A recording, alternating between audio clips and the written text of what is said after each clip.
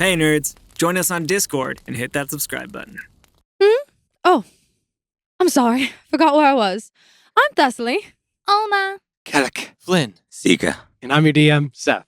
Welcome to Venture Forth.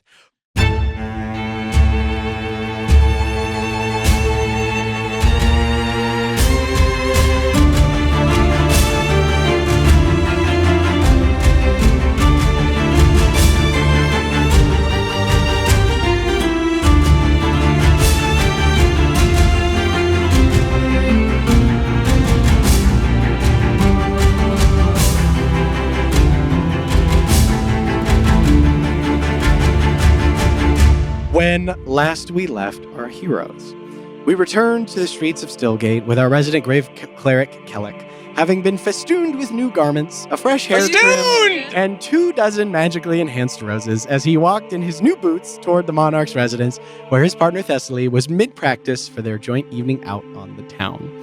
Kellic led Thessaly through the various districts of the city and down to the Alps, a district you have not visited yet, at least in your short time here so far, where you approached a large, welcoming establishment known as the Last Coin, and a place familiar to Kellic.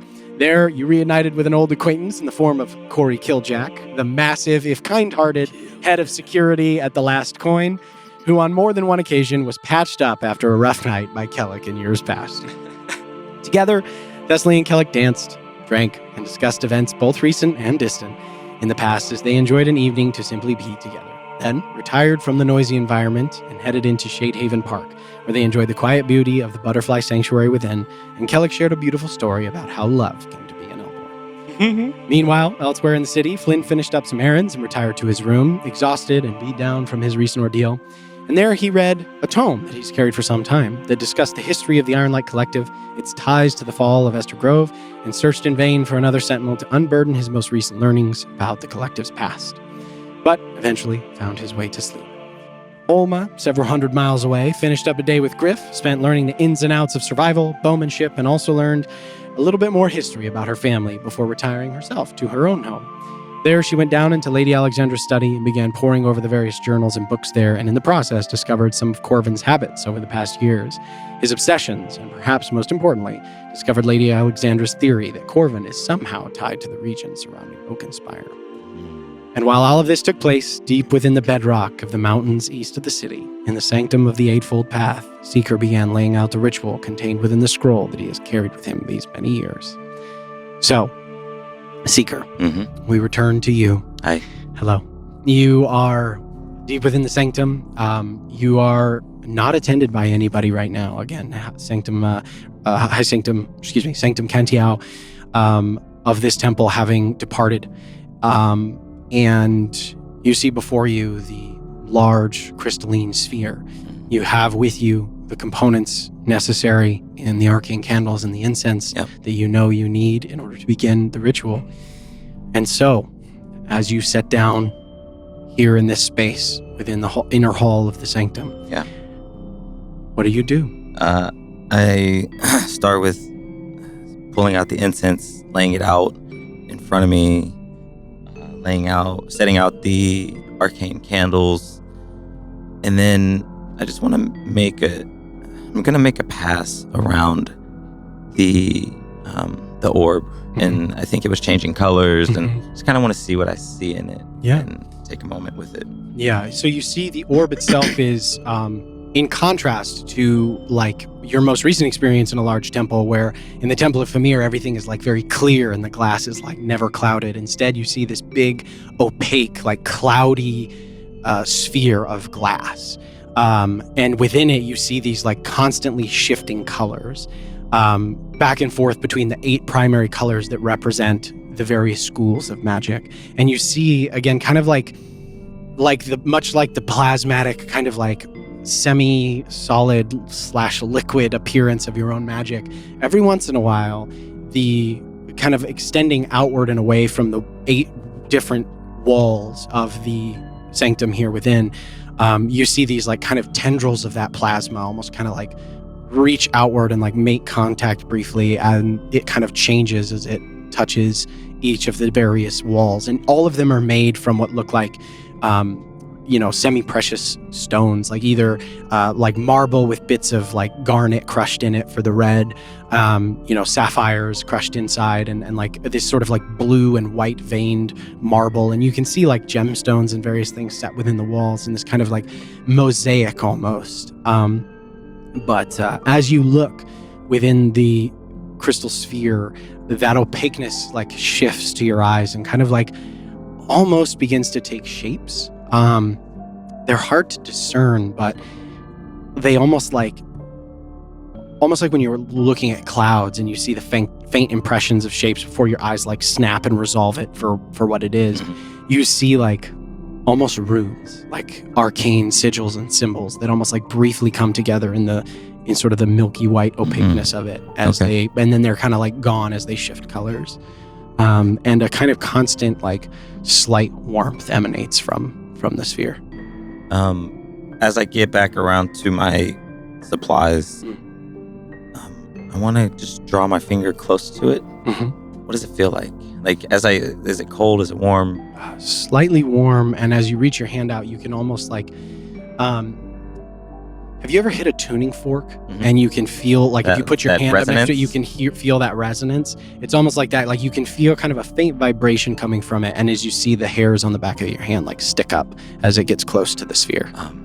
And as that, just kind of feeling that up my arm, magic. And like a tiny little tendril of purple like comes outward from the sphere and touches your finger before receding back into the sphere. And I'll return back, and then I will use my mage hand to pull out the tribute totem, and I'll pull it out and open it up, set the top aside, and have the little orb float up. And the first part of the ritual requires some meditation, some setting up of the incense and the candles. So I want to just kind of sit in the prayer-like stance that I saw my father in a vision back when I learned the spell for mage armor, and just kind of just on my knees, toes planted behind me, kind of supplicant, facing the focus, and looking down at the totem, and just say, with my offering, I honor the gifts given. And I will cast just a cantrip. I'll just cast like Sacred Flame, and just give that to the totem. It's not attuned right now, but just kind of to get myself in this space. Of this. Cool. As you cast the Sacred Flame into the tribute, or towards the tribute totem, knowing that it's not attuned, you see as the flame like appears in front of the tribute totem and remains. And just sort of like sits in front of the tribute totem between it and the sphere in front of you as the purple flame remains. Interesting. I'm gonna pick up one of the incense. I'm gonna try and light it with that flame that's there. As you place the incense in, it lights. You see the smoke extend from the edge. Perfect. Okay. And I'm gonna light a few. What's the ground? Is it like dirt? Is it? No, it is like white stone. Basically, like almost uniformly, there's like no joints. It's kind of almost disconcerting in that there's like no visible joinery.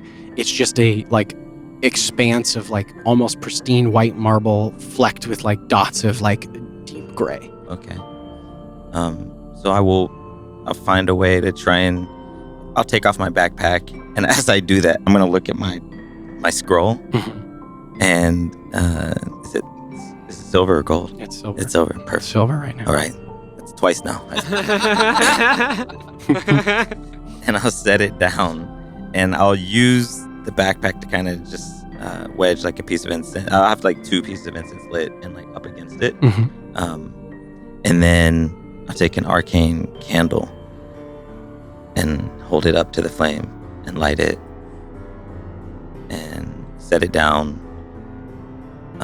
And then I will close my eyes. As you light the arcane candle before you, the flame Normally in most candles, the flame kind of like flickers and almost gutters, right? And with errant gusts of wind. And you can feel there's a slight breeze kind of like wafting in from behind you as the long hallway that opens up into this. But the flame remains steady, unmoving, as you set it down. And you light the other arcane candles, one in each color, matching the shades around you of all of the walls, and arrange them in this sort of octagonal pattern around you, each adjacent and facing the wall that matches. The incense you lay before you in this like sort of long, oblong kind of like almost tray or bowl that you've prepared and brought with you. And you see as the smoke kind of wafts up and you inhale and that flame remains. And as you close your eyes and you begin to think deeply on magic, on your purpose here, on preparing yourself mentally to embark on the journey, time begins to almost leave you after a while. The incense kind of goes into your nostrils and you feel kind of the acrid burn almost of it as you close your eyes and you begin to think. And like I said, you kind of lose sense of time. And kind of unbidden, a memory enters into your head. You are 6 years old. You're sitting on the floor of your family's home in Gambeldir, surrounded by books and scrolls. You see your father, Gil, deep in study. He's got 3 books ahead of him, all opened up. He's poring over each of them, his fingers sort of tracing the outlines as he references different things. In a similar pose to yourself, supplicant on his knees, as the books are spread out around him on the floor. You see, kind of above him in the corner of the room, you see a floating flame, not unlike the one in front of you now, hovering above an open scroll, providing a kind of scintillating light for your father to read by. Bits of the flame fall off, but never make contact with the ground, never hitting the scroll, and it pulses and dances and moves, almost a mind of its own. And it too shifts between the different colors. 8 different colors, each of the schools of magic, but tends to always remain purple for most of its time. And you remember reaching out, waddling over as your father's distracted and not able to, doesn't even notice as you kind of quietly walk over. Already, the innate gifts of Seeker's silent abilities manifesting themselves as on silent feet you pad over the rugs in the center of your family home and you reach out and you expect to feel heat as your hand gets close to the flame, right. But instead just a simple warmth, and it goes over your hand and you pull your hand back and the flame follows, exists in your hand, and in that moment you feel a connection to it as that warmth suffuses your hand and resonates within you, as if the magic is recognizing something. And you remember the first time you experienced magic firsthand and felt its touch. And you remember the childlike wonder and curiosity that has stayed with you all these many, many years, has never left. And you continue to meditate. Yeah. Hell yeah. Eventually, a sense of time begins to come back to you as you're lost in that memory. And you feel as you open your eyes and that awareness comes back, you feel that joy, that sense of purpose. And you know that it is time to move on to the next phase of the ritual. Okay. Oh, snap! And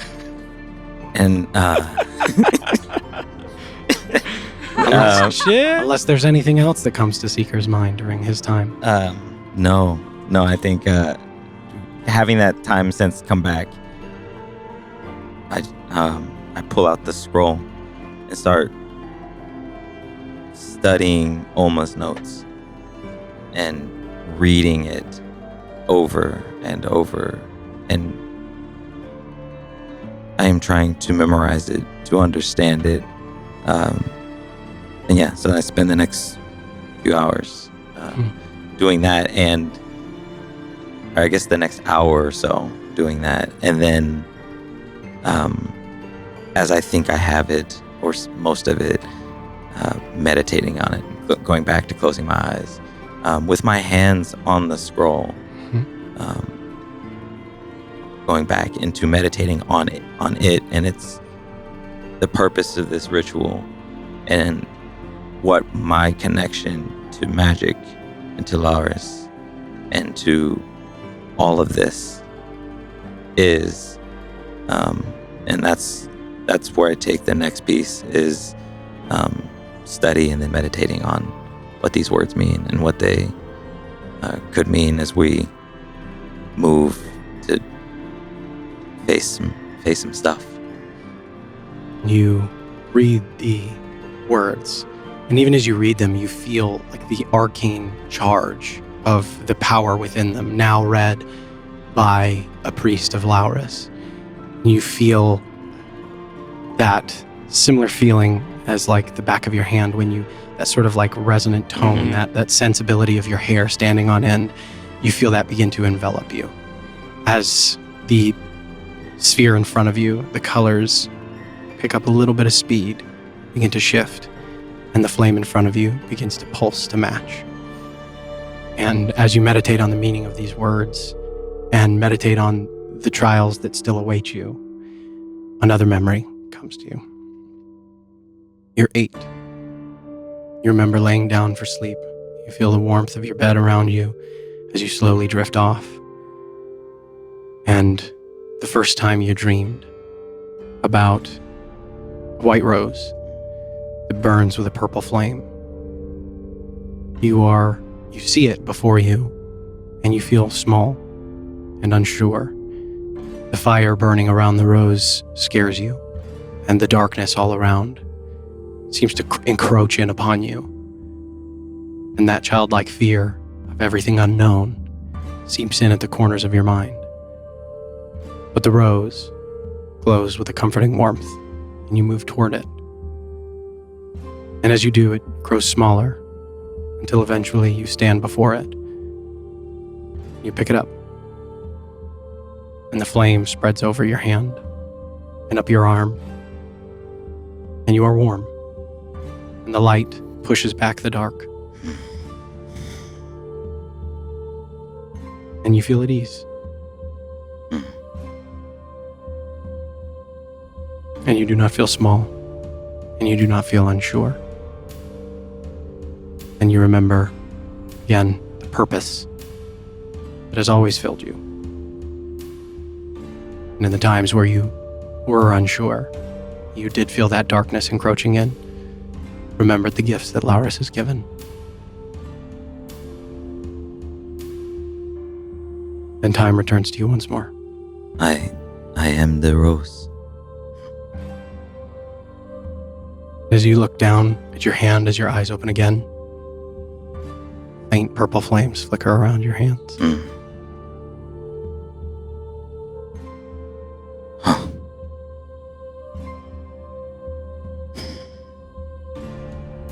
Magic with purpose. That's what it's for. Okay. Lot more to do. Okay. Keep going. Should have brought food. Oh man. Uh-oh. At this point, you have been at it for about 6 hours. Ooh. Oh. And you reach a portion of the scroll, and you see sort of spread out, almost apart from the rest of the scroll. You see 3 separate blocks of text. You see the words written there. What do you do?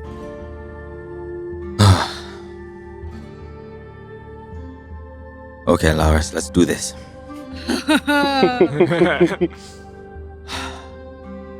Prayer of wisdom. Olma, so wise.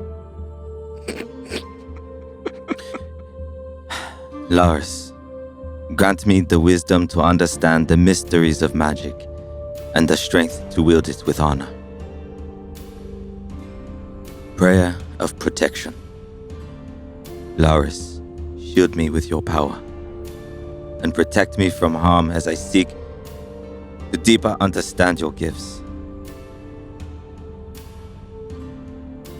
Prayer of dedication. I dedicate my mind, body, and soul to your service. Guide me in your ways. And I repeat them over and over and over until it's rote but passionate. Until I feel them resonating inside. And it's gonna take a long time. I know. I'm just gonna, I actually, after I read them the first time, I sit back on my heels and put my hands on my knees, close my eyes, and prayer of hold on. And I look back and all right, prayer of wisdom is first, okay. And then I read them again, and I read them again enough until I can close my eyes and read them or just recite them from memory, and continue, and I to the point I get louder and louder, and I want my voice to resonate off of all of the 8 walls, in the chamber.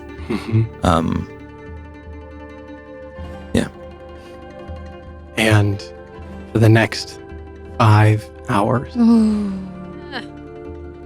you sit in a position of supplication, reading these words over and over and over until they almost become, you almost enter into another meditative state where you're speaking and you can feel the words, you hear them tumbling out of your mouth, but for a moment your mind kind of goes quiet and you almost continue, almost not of your own accord. And once again, another memory comes to you. You're 11 now. You see, striding before you through the outside of the temple grounds, Eldra, your grandmother. Grammy. And she takes you to a secluded part of the temple grounds, deeper into the forest and away from the primary buildings. And as she leads you into a circle of 8 pillars, all of different colors stone, deep back within the trees, you feel in this memory something you didn't recognize then, but that same faint resonance, that feeling like your hair is standing on end, the charge of arcane power suffusing the air around you. And your grandmother turns to you. Gideon, do you know the story of Laurus and the Pillars of Magic? No. No, I don't. I assume that Laurus is fighting some terrible evil, some dark, terrible creature. Laurus, in his wisdom, created 8 pillars to bind the darkness and shape the magic of our world. Each pillar represents a school of magic, a gift from Laurus to us. And she begins to move. Slowly at first, but sharp and precise. Her warrior's grace taking her through these motions.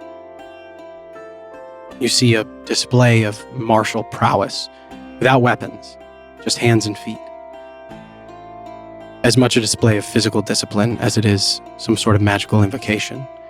You can hear her kind of humming to herself almost under her breath, muttering words of power. I try to imitate as much as possible. You see her hands cut through the air, every gesture meticulous, practiced, precise, leaving no doubt how deadly she would be should a weapon be in her hand. And it's clear that she has performed this ritual hundreds of times. Every motion, perfect. A manifesto of discipline, precision, and care, honed to perfection. And you watch as she picks up speed, her form graceful and powerful. It's part dance, but also a testament to the control and focus required to wield the power that she holds at her fingertips. And as she reaches the final movements, there's a tension in the air, that feeling like all your hair is standing on end. And with a final decisive motion, she comes to rest. And you see the 8 pillars of magic faintly pulsing and glowing around you in this grove.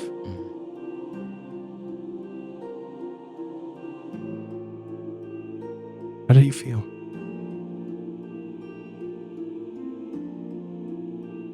Awe. Respect.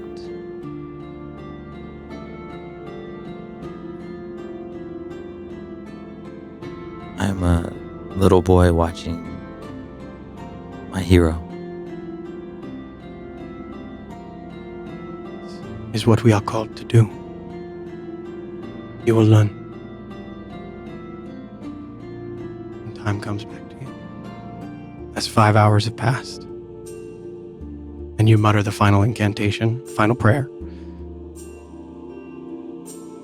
and you see the sigils of the scroll around you or in front of you. What do you do next? I find my notes. Oh yes. Finding the next part.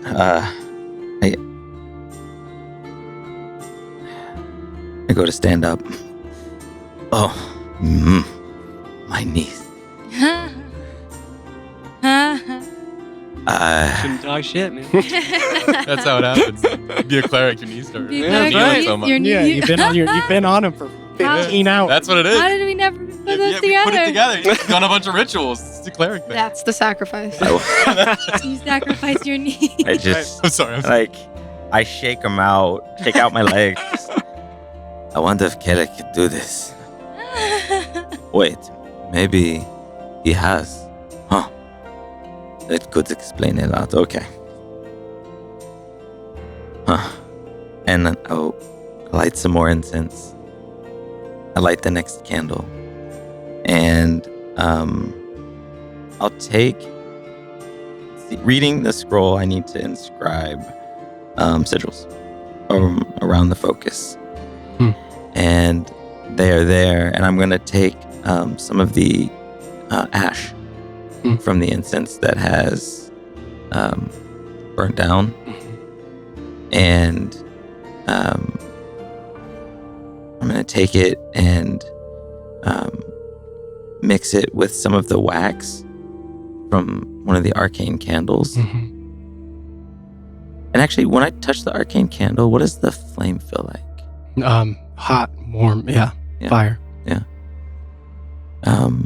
And I'm going to mix it with the wax and just use it to make like a waxy, kind of like a substance of sigil around like moving myself slowly around and like dipping it's not working. So I pick up the candle and pour the wax and as like quickly before it cools on this marble substance, tracing it into the next sigil. Oh no, that is supposed to go this is so tricky.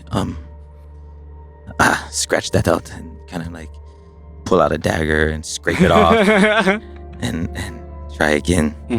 And just work my way around, kind of stop and look at the focus, and then work my way back around to where I started with all of the sigils there. One representing each school of magic. 8. And when I get back,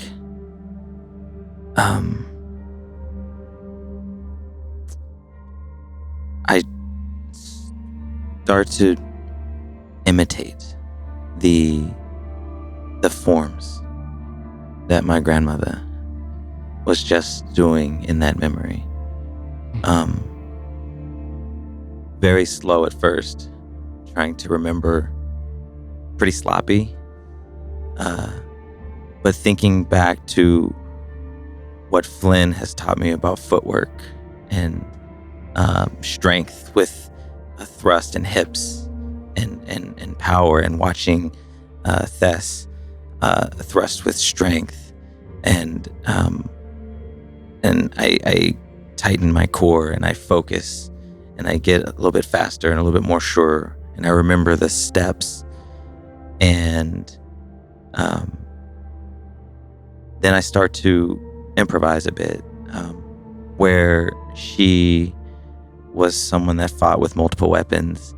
I don't, and so I changed the moves a little to fit what I do, and I mix in all kinds of things, like the back to learning mage armor from my father, the motion of drawing my hand across my body to create this protective barrier around myself using the magic of Lauris, and stopping for a moment to hold my sigil of Lauris, and my form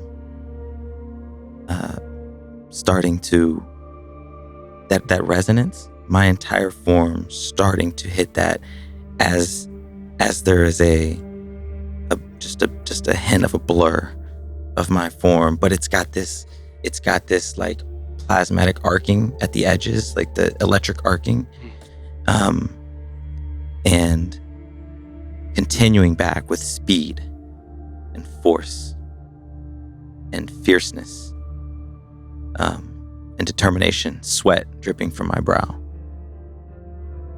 and continuing this until I feel I've perfected a new form. For the next 5 hours, you move. You feel at first tenuous, unsure. You're called to mind that time when you were a little boy, the dream. But as your feet hit the marble, as you recall the lessons learned along the way from your companions, the lessons learned from your grandmother, but integrated and whole with who you are and your path, the sweat begins to drip down your body, and you feel your movements grow more precise, more powerful, your feet more sure. And as that energy begins to sort of arc away from you, I don't think Seeker even notices, but Cantiel, watching from an archway far away, sees as faint mirages of Seeker extend outward and away from him, behind him, ahead of him, anticipating his movements, following his movements, as these kind of plasmatic mirrors of your form begin to outward and away from you, as you begin to feel more confident and more sure of yourself in the movements. And you see now the sphere picking up pace to match, as the flame and ahead of you again pulses and begins to grow. And you feel as the words that you've been reading come back to you over and over and over, and you feel a power settle into you as you finally, much like your grandmother, but different, come to stillness. You feel the last bits of the sweat drop from your body.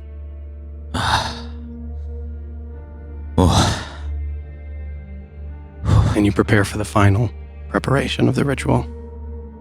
And you come to stillness. After 21 hours. You feel distantly the exhaustion that has taken over your body. But it's in another place now. It belongs to someone else. It's not yours. And you come to stillness, down on your knees, once again entering into the same stance in which you began. You begin to meditate. And a final memory comes to you. You see once again your grandmother, in a different place this time, walking into a village unfamiliar to you. You see as men and women, children with hollow faces, sunken eyes, stare outwards, forlorn, as your grandmother, yourself, and the other acolytes in attendance all walk into town, and those sunken eyes flare with hope at the arrival of all of you. The plague that has been unleashed upon this town by the foul creature that once came through has left this village in a very dire state, with many people sick, dying, or in desperate need of help. And she arrives. And you all arrive. You watch as your grandmother marches towards the center of town, her stride never wavering, her confidence never failing. She meets there with a series of elders from the village, and her calm gaze sweeps over everyone. She assesses.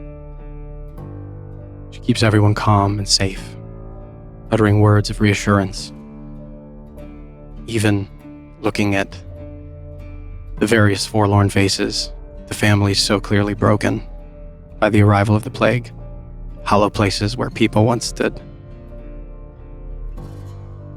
And with Elder's guidance, her and the remainder of the clerics begin a ritual. You see as in the center of the village, the purple fire you see before you now moves outwards and away, moving like the living plasma, dripping upward, away, defying gravity as it flows outwards and into the town. You see as it spreads throughout the village, bathing the sick and the wounded. And it pulses, fades, and shifts. Its movements fluid and purposeful, not unlike your grandmother's. Guided by an unseen hand, and they do not burn. Instead, they heal, closing wounds, breaking fevers, restoring strength. The village is enveloped, and you can feel the warmth and the power of Laurus's magic. But the work's not done. The clerics walk outward and away as the fire continues to roll through town, raising a barrier around the village, and they coalesce, forming a protective energy that encircles the village, keeping it safe. And Eldra, standing at the forefront, a beacon to these people, presence of strength and leadership, instilling hope and courage. And you remember the responsibility that comes with these gifts, power that you wield, and the aims that it can and should be used for. Time comes back to you as you open your eyes. The flame before you that has been here the whole time has grown and swollen. It now obfuscates your view of the crystal sphere in front of you. You feel its warmth. It beckons to you. Get up and move towards it. You move forward. You reach out your hand and you feel that same warmth come up against almost a pressure. What do you do?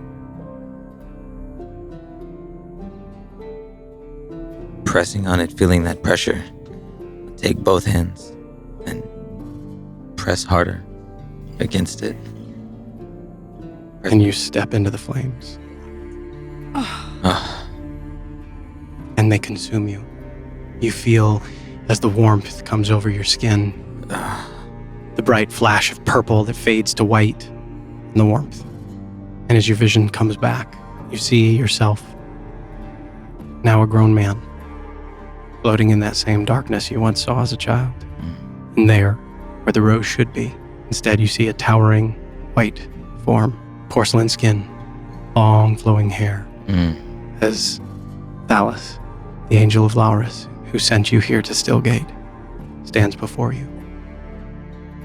Their wings unfolded as purple flame slowly revolves around the two of you, not unlike the town that you just saw. And they open their arms. And then they wave to their feet. And beckon you closer. Speechless. But not afraid, not in that childlike way from before. Just wonder. I move forward. You arrive in front of them. and they, almost appearing to kind of float ethereally, they settle as their feet touch a non-existent floor that you can't see. And you're both hovering in this strange space. Purple flame, again, just sort of encircling you. And they don't speak, but you feel their presence in your mind. Do you swear to uphold the ideals of Laurus, seeking wisdom and knowledge above all? Yes.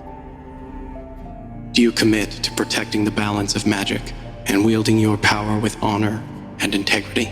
Yes, I do. Do you swear to commit yourself, mind, body, and soul to the protection of his sacred flame and use it to cleanse the world of evil and protect the worthy from harm? A big smile. Yes. I will do that. Then go. Go forth and bring his gifts to the world. And they set their hand on your shoulder. And the flame consumes you both. You feel heat as your vision returns to you once more. And you find yourself back in the temple. And your body is encased in purple flame. The plasma running along you as you enact the final dedication of Laurus's scroll, and the magic within seals itself inside of you, and you see as the scroll dims.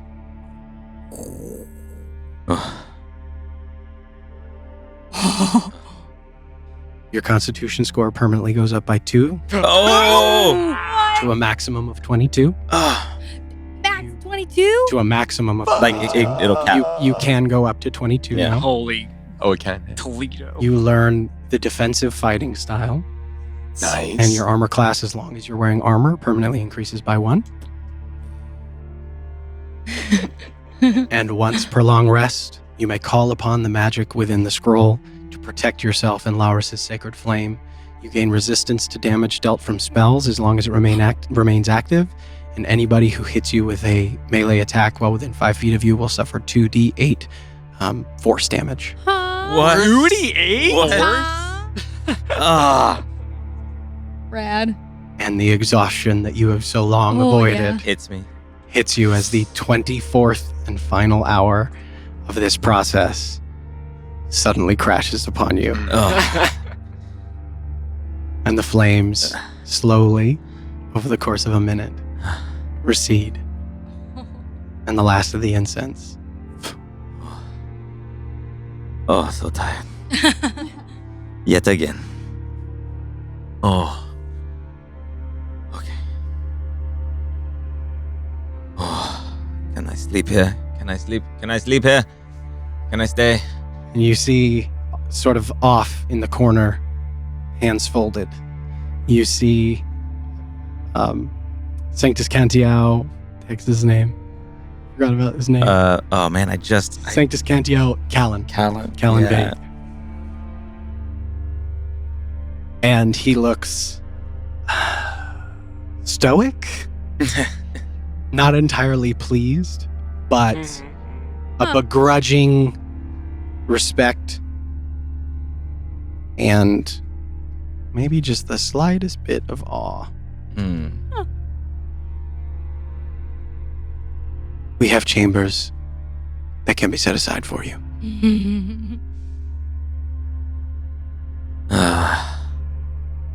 I should probably find my friends.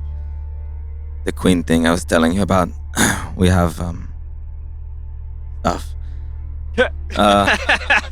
Stuff. You know. You know, just about as clear as Oma. How long was I here? I know it's supposed to take a day, but it feels like I was here for 3 or 4 days. But then sometimes it felt like I was only here for a minute. How long have I been here? A full day. Okay, so I did it. You've been here all night and most of the day. It's been about 24 hours. Do you have any water or bread? And he waves off, and it looks like there's been a small table that has been set aside for you with some simple fare: water, bread, cheese, kind of the basics, simple priest's food. And I'll float over a piece of platinum for the temple. We appreciate your donation, Sanctus Vatria. Yep, sorry. Are you saying that to me?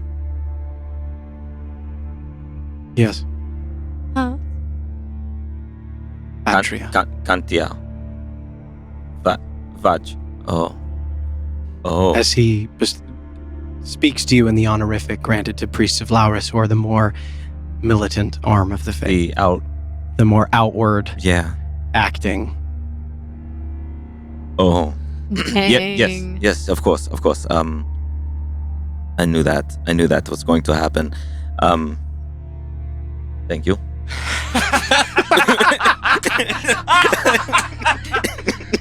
That's great.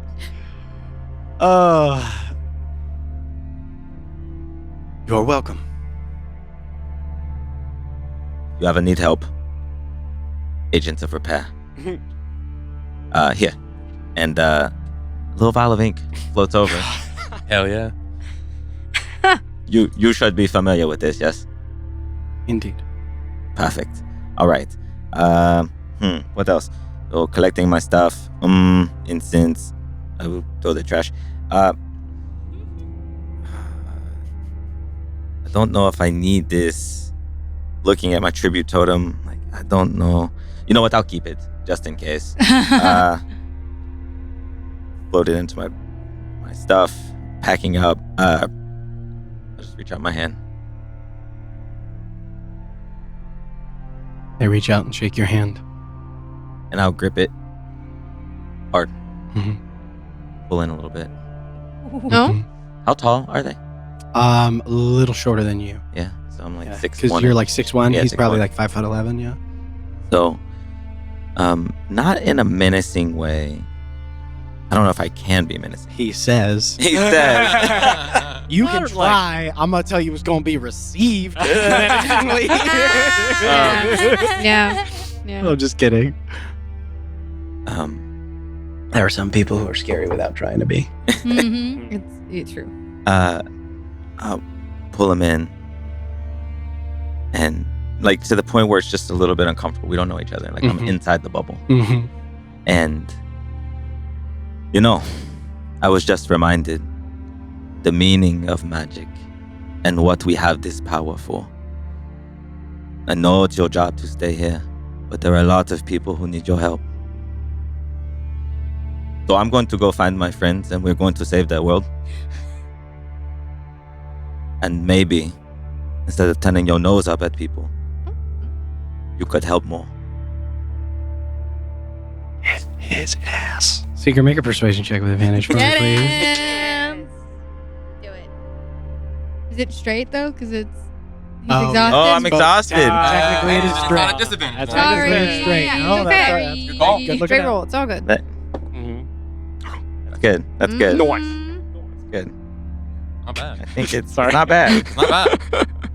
Super nice. Super nice. It's It's not. nice. It's not a 9. not a 9. That's a 25. Holy! different than a 9. That's a different number. Okay. I'm gonna tell you how it was received. Yeah. Despite his station, this man looks visibly taken aback and maybe a little shaken by your calling him to task. And his lips kind of purse into a thin line.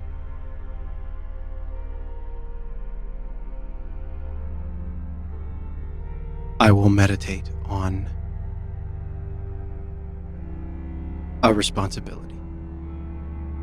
Nod at that. Release the grip. Clap the shoulders. Get ready. We just fought some demons, and I think more are coming. Okay, have a good day. And I'll turn and start. And you leave a baffled No notes. priest of Laurus behind you. Wow. Okay. Holy shit. You pulling some Olma shit over there. And I learned. you leave the Sanctum of the Eightfold Path and head outward. Kind of skipping. Right. Like kind of just the columns with the sigils of the schools of magic, just kind of skipping and like brushing them as I walk by, as I saunter by. Just light, feeling light. Slap happy seeker. Yeah. All Yeah, right. not all the way, not definitely jubilant. And just kind of seeing this place differently and feeling like this is meant to help people. And I'm going to do that. With a lighter step than you left. Point of order. You take the scroll with you, right? Mm-hmm. Okay. Just making In the sure. packing up. Cool. Yeah. And as I'm rolling it, I'm watching him. All right. At some point when you maintain eye contact, he breaks eye contact. And you leave. I'll roll it all up. Yeah. Should I leave it here? I'm just playing. Oh. Oh man, his eyes get real greedy there for a second. Not that he would live to be able to use it, but He's human?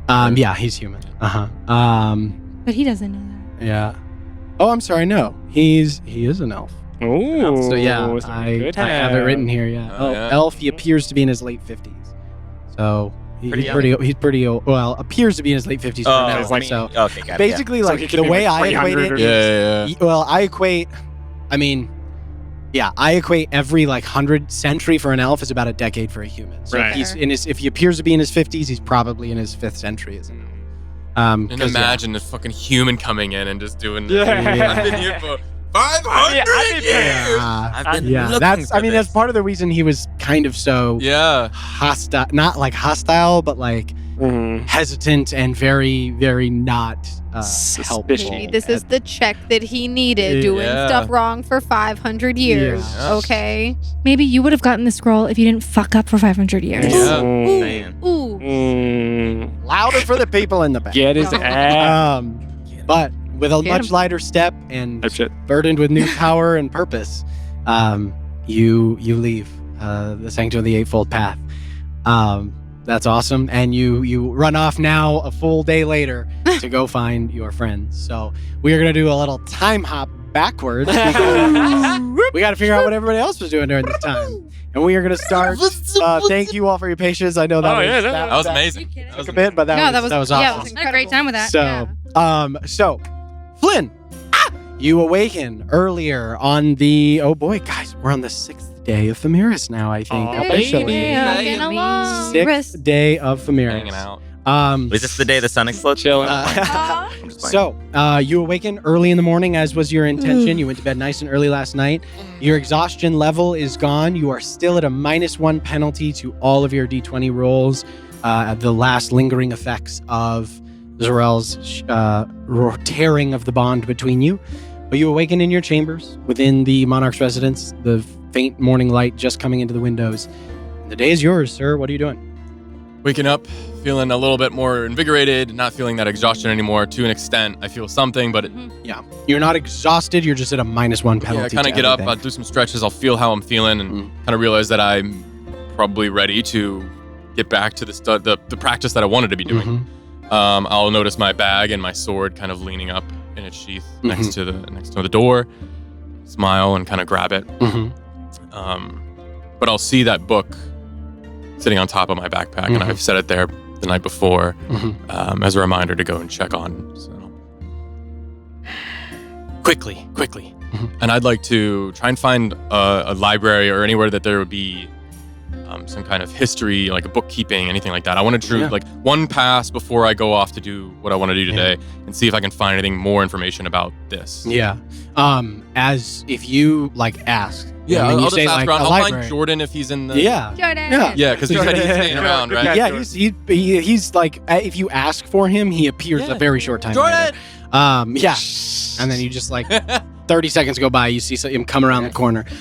Yes, Mr. Flynn, what can I do for you? Hi, how you doing? Wonderful. Amazing. This morning, how are you? I'm actually feeling pretty good. That's great to hear. Yeah, I slept in a little bit, for once. Good. Yeah. Good. I had this book that I found in my bags, and I'm wondering, it's about Ondale's history.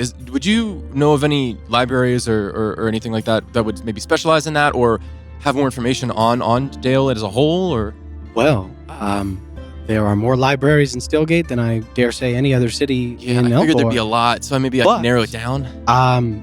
The largest and perhaps greatest repository, is that a right word? Right? Yes, Repository? that is, Okay. yes, that is absolutely correct. The largest repository of knowledge within the city of Stillgate, dare I say, is the Grand Library of Stillgate. It's here within the Civic District. Okay. And that's close to us. I'm still learning Yes, where and I'm he at. just kind of points. He's like, Okay. several blocks that way. It's one of the larger buildings here within the district. It should be. You'll find it easily. Thank you. And I'll reach in my bag and pull out a platinum and hand it to him. This guy is gonna be. He's gonna be a noble by the time this thing is over. This campaign is Good over. I love for it so him. much. I want to see him climb the ring. I've been He's gonna take it. Like he does the well. Are you sure? It's either I'm gonna give it to you or just leave it on the ground. So Huh? Well, waste not, want not, and takes it and puts it into his pocket, and is very happy. Oh my Um, gosh. So, you head out of the Monarch's I want a residence. Jordan ticker, by the way. Bing.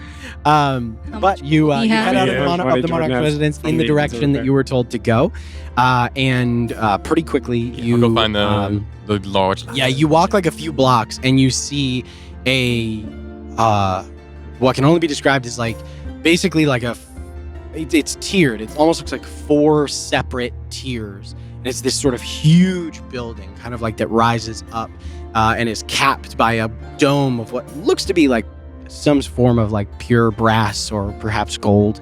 It has like these sort of towering, like fluted pillar archways and things like that, letting in huge, and you can see like both stained glass and just big glass paned windows.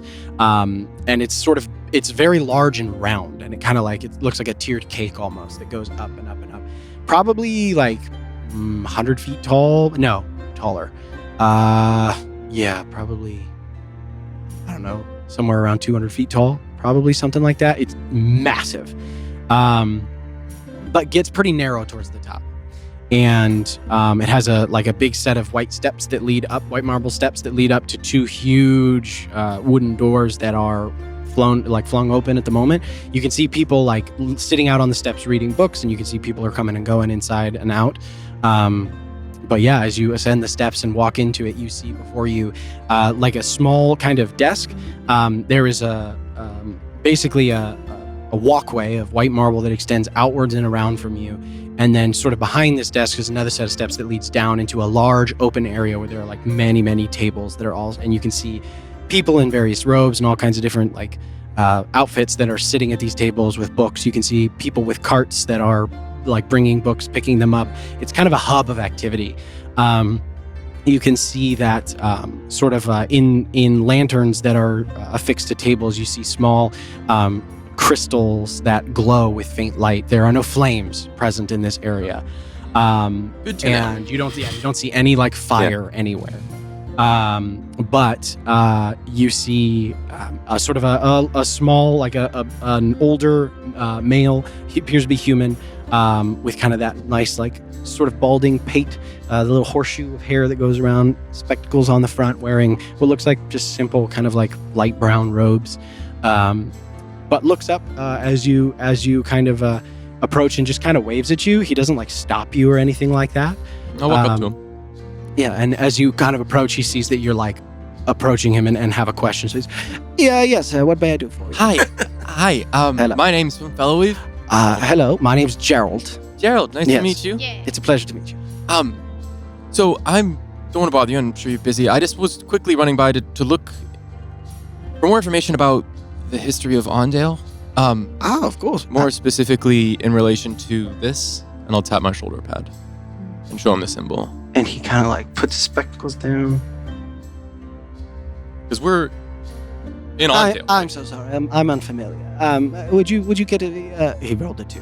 Okay. He says, is there any particular section you're looking for? Yeah, I mean, I'm looking about the Esther Grove.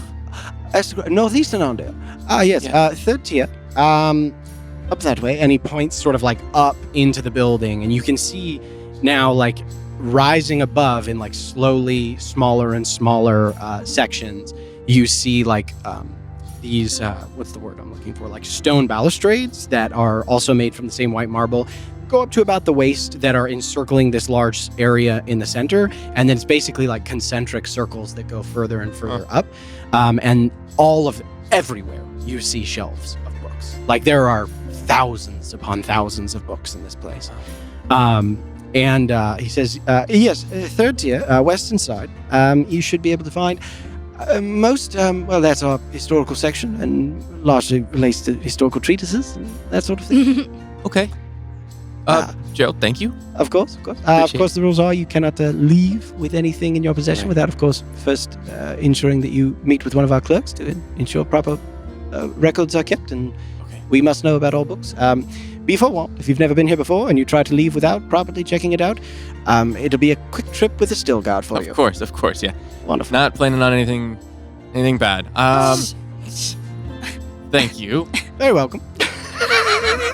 Skepticism. I will head to that area. Skepticism intensifies. And I will begin my search for Cool. Esther Grove and its downfall. Okay. Go ahead and roll an investigation. Stole books last time This we were at one, the you can library. roll at advantage. You are no longer exhausted. That was the enemy library. Amazing. Anything else I can do to help ensure my success? I don't think so. Investigation advantage. Mm-hmm.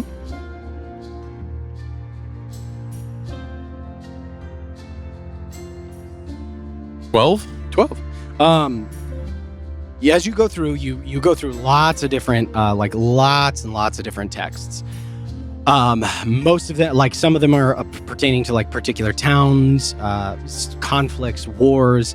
A lot of them have to do with, so the eastern peninsula of Ondale was one of the last places to fall under Ondale's control during the Age of Unification, which is technically the previous age. This new age is marked by the usurpation. But the previous age, known as the Unification, was largely marked by the three primary kingdoms of Elbor, coming under one banner. Most of the city-states started as just that, city-states, and then there were various different territories and things like that, loose confederations and alliances. But towards the tail end of the Age of Unification was when the empires as they are now were solidified. Okay. So a lot of it is about that sort of thing. But you do find two texts that basically, as you kind of skim through them quickly, you see that they are more detailed accounts of probably the last millennia or so of history of that Eastern Peninsula. And you see one has a pretty significant section on the attack that happened, the refugees, where they fled to, some genealogies and things like that, records of that time. It's a pretty dry text, but it's pretty chock full of information. It's a lot to digest right now, but you see something that is pretty definitive. Basically, in your quick search, as you kind of look to it just to confirm that it has the things you need, you are able to determine that the attack that befell Esther Grove was the result of an incursion of Githyanki marauders, who basically on the backs of several adult red dragons burned the city to the ground. That was a lot. You said there's two texts. One of them has that stuff, and then the other one is more about... The other one's more about the sort of the area as a whole, and it goes deeper into history. Okay. Basically, the previous millennia. So before Esther Grove really became a city, and more of it's a lot more about the elven tribes that used to live there and call it home before they kind of unified under the or unified within the city. But still some more kind of just more interesting information about that area. Okay. I will put that book back on the shelf after browsing it for a little bit to kind of learn just a general idea of how the city started, I guess. And then I will take the one book that has the information I feel like I'm looking for, and I will go back to Gerald. Gerald, right? Yeah, Gerald. Gerald, good news. I think I've found what I'm looking for. Fabulous. You said I need to find someone to check it out, though. I can do that for you. Oh, you can? Yes, come. And he says, your name? Flynn Falloweve. And he scribbles your name down. And where are you currently residing with him? The Manor of the Queen? Oh my gosh.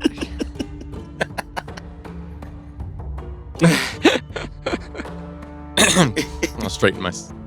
The monarch's residence. Yeah. Yes. Yeah. That's it. Yep.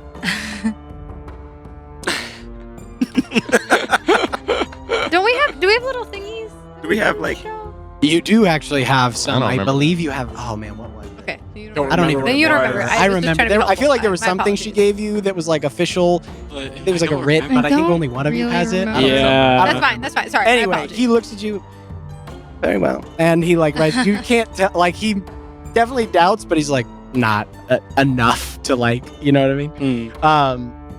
But he's just a cynical old man. But he says and then he basically like hands you the book. Says there is.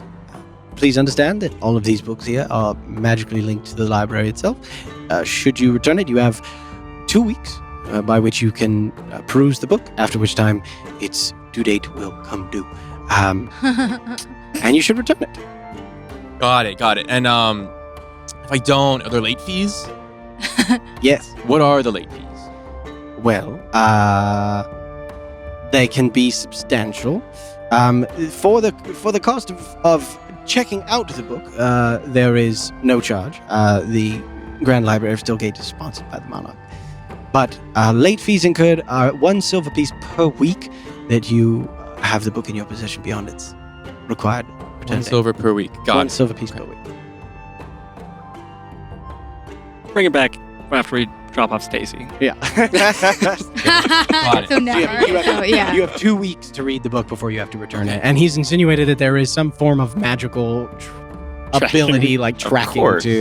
to determine whether or not you've returned it. Well, Gerald, you've been a wonderful help, and I am grateful. I'm glad I could be of service. Yeah. Bye. Goodbye. And I'll head out. Enjoy your afternoon. You and he too. returns back to his book that he's apparently reading. I'll slide the book The into my romance bag, novel. along with the other book, the smaller book, and I will make my way to Salix's office. Okay. Hopefully. All right. You, with your new book in tow, you make your way back through the Civic District, passing again the large square of the Monarch's residence at the Capitolium. Find your way to Sildar's Stair, go down through, and find yourself, after about a 20-minute walk, you find yourself walking into Steamstride Landing. You see all the various Steamstride wardens all on about their business, running around, and you go down the hallway that you When I'm in the main area, actually. Yeah. Do I see? Is that the open area where they have like Big- the helicopter thing? Or sorry, Big open area. Fine. the things. Yeah, or yeah. Are they're like dragonflies? Or what are they like? Mechanized dragonflies, Yeah. basically. Do I see any of Clockwork those like dragonflies. hovering around? Yeah. Oh, yeah. You see some like there. It's kind of off to the. So I gotta like do some relational math. It's on the southern wall, basically. It's like a big open aired area, and it's a big like cavernous hall, and it looks like there's kind of a. For I don't even know a proper term, but like an airy or a hangar Okay. in through which, and there's like these big arched windows basically that have no glass in them, just huge arch opens, and you can see like some coming and going. I mean, there's not a ton of these things. They're reserved for a select few, but you see a handful of them like coming and going. I will definitely slow down Oh yeah. and contemplate and think about maybe going over. Nope. And I'll keep walking towards his office. Okay, cool. You go down a long hallway and you see the double doors ahead of you, emblazoned with the same symbol of the tree and cogs. And you see 2 Steamstride wardens are stationed outside of the door. And as you come, they just like turn to you and you hear a voice. What is your business? I'm here to see Salix. Is he in? One moment. And your name? Flynn Fellowy. And you see as they both very carefully look you over. They just very, very. Well, that's quite good. Very carefully like look you over, and then one of them walks inside. A moment later, comes back out, leaves the door open and waves you in. You enter in and you see Salix is standing there. He's sitting at his desk right now, but kind of closes a big ledger of some kind that he has kind of on his desk, sets down a pen, and then looks up and, Flynn, hey, how you doing? And he like pushes back, comes around the desk, walks over. How you doing? I'm good. Good. I'll hold his hand and I'll turn it. you If I see- could, I'll turn his arm. Oh God. the metal. He like as he shakes your hand and you turn over. That's so fucking cool, man. I mean, getting it wasn't cool. Yeah. That's Having- what everyone in the Having it's.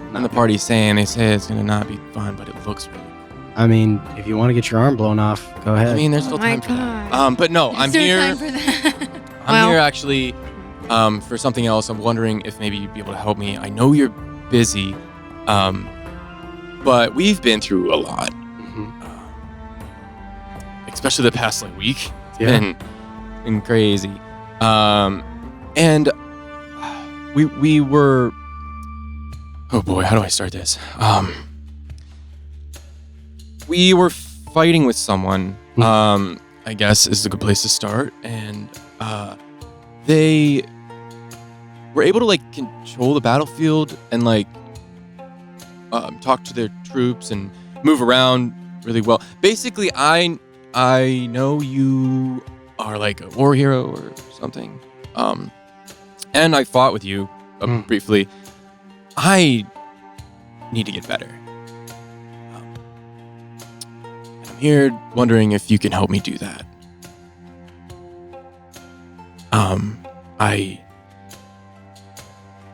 We can't fail.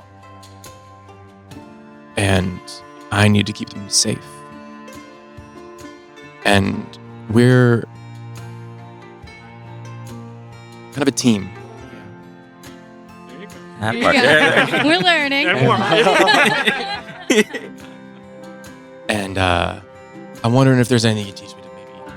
Because you led battalions and troops and groups and all that stuff. Is there? Yeah. I'll shut up. He looks at you and yeah. One of the things you learn first in basic training is ultimately a line's only as strong as each guy standing next to the other. Or person, I should say. Yeah, a lot of the stuff they taught us in Iron Light was kind of just the low. Do it on your own. So I mean, this is new to me. maybe that works in some cases, but the way I learned it, squad's only as good as its weakest member. And you got to learn to work together if you're going to come out on top. And when coming out on top means living, you learn to work together pretty quick. Yeah, we've had some. Anyway, and he kind of looks at you, and he's going to use his know your enemy feature. Okay. And he you just see as he kind of scans you down, and I he awkwardly stand he there and kind of assesses you, and what do I do with my hands? just Oh, Flynn. tell you what, and he looks up at your sword, and he steps back a few paces, and then he you see this kind of compartment open up on his arm, and then this thing come out, and it extends outwards into a long, thin Jump into kind of a spear. stance. Yeah, a long, thin sort of stiletto style of spear that he catches in his hand.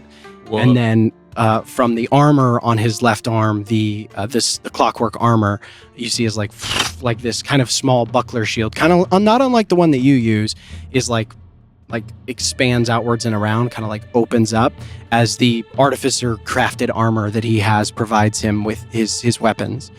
And this is a big open office, so he's just let's start with an assessment, and he What? he starts he just gets low into a battle stance Okay. and comes at you quick.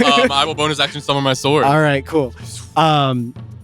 So he comes in very fast, very low, and with the spear, he kind of extends outwards in a big lunge, and lunges out towards you. Okay. Roll quick at this. Aggressive assessment. Yeah. He fucking. Do I An have aggressment. this? Hang on, just a sec. This close to his pit take, you son of a bitch. An aggressment. Here we go. What's his? Okay, so that is a not a lot. 16 to hit. No, I believe I am good. Yeah. Okay, 20. cool. So you kind of I'll dodge out of the I'll way. Use my shield to All right, to and he, glance the blow. He tests you again, and he kind of steps back, and you see his feet are kind of wide, and he kind of like circles around you. I'll try and He's gonna block make that. another attack. Whoa! 16 to hit. Yeah, no, that doesn't hit. He's going to use a precision attack. Oh, As he goes, he sees you shift again, kind of in the same way. That is a 23 to hit. Oh, All right. just And so he barely. doesn't do. It's like non-lethal. Like his spear point's going for like it shifts mid strike, and then he like taps you on the arm. Yep. And then he's like, all right. And then he like sits back into a defensive position. Show me what you got. And I'll go in for an attack. Okay, go ahead. Just the normal Just sword, normal, straight up. Cool. which there's so many things that have changed. I have +1 because of the 2 swords. Yeah, it's because of plus this, 2 so it's swords, plus 2. basically. +2. I think, right? Yeah, it's a +1 sword, so now it's +2 because of my shoulder. Yep, yep, yep, So I yep. just add 9. Yep. 6. Compliance. 15. 15. And he raises I ain't gonna do it. the shield, and your sword clangs off of the small kind of shield that he has with him. Go ahead, second attack. I'm gonna use this dice. This is what I should roll. Yeah, of course. Oh, did it work? Oh, Was that- this time, was that the one you should have rolled? It was the other one you should Hey, have rolled. apparently. If you Yeah, just he, talk to him more, I both think times he What do you- kind Exactly. of like have to do? evades the Exactly. attack. You have to be kind of. But he looks at you and he just like steps back and like comes to rest. Okay. All right. And he's like, I think we can work with this. And come on. Could use the exercise. And he leads Okay. you out of his office. Okay. And on his way out, he kind of speaks to the other two guys, the two still guard, and he says, "Have Talona, Goran, and Hope meet me in the practice facilities." And you guys like leave and walk down the hallway, and he Cool. kind of leads you deeper into the chambers. And as you guys head down, I'm actually going to cut away from Flynn for just a second and going to head over to Thessaly and Kellic. Your second day, you guys have all day to pursue any downtime activities that you guys would like to pursue. As you guys have finished up your evening from the night before and found your way to rest at some point. But what would you guys like to do with your day? I mean, I'd love to get breakfast together, but also remembering a promise Mm-hmm. I made Mm-hmm. a very long time ago. Mm-hmm. I would like to find a spell scroll for Timmy. Oh, wow. Okay. It was a Awesome. I have not forgotten this. Okay. Cool. Like a specific spell No, scroll? just no, any- a spell any scroll. spell scroll. Any spell scroll. When I talked to Hayfried about the dirt, I was like, Timmy, do you want anything? And he was like, Cool. more magic. And I was like, I'm the worst person to ask for that. Alright. Excellent. So the two of you head out in search of a magic store. Okay. You know of one that you saw off Sildar Stair. Yes. It was Sebastian very Sundries. apparent. Sebastian Sundries. Oh, yeah. So, as the two of you wind after a lovely long breakfast together, Yeah. like taking your time, about mid-morning, you guys head We down. slept in. Yeah, I like there the- you Yeah. go. Yeah. After a lovely night out, Yeah. hey, have a little Yeah, brunch. late brunch. Love it. Yeah. Yeah. That's amazing. You guys head down Sildar Stair, and you see once again the same large archway, like emerald green curtains, and you step into the scene that I previously described for Seeker, but you guys have not seen yet. Mhm. You see a beautiful and opulent magic shop. You see mahogany shelves that kind of extend outward and away, all of them about 5 feet tall, so you can kind of see over the top of everything and see the entirety of the store. You can see off on one side there's a huge wall of like tiny little shelves, all of which have like various glyphs and arcane component things written on them. You can see all kinds of different like oddities. You see stacked up on one shelf what looks like a beautiful chess set. You can see like standing on a stand, basically like a mannequin, a beautiful like deep colored cloak that's just draped over there. You see a whole like row of shelves that have like various parchments, scroll, stacks of paper, ink, quills, like all kinds of magical components and things like that.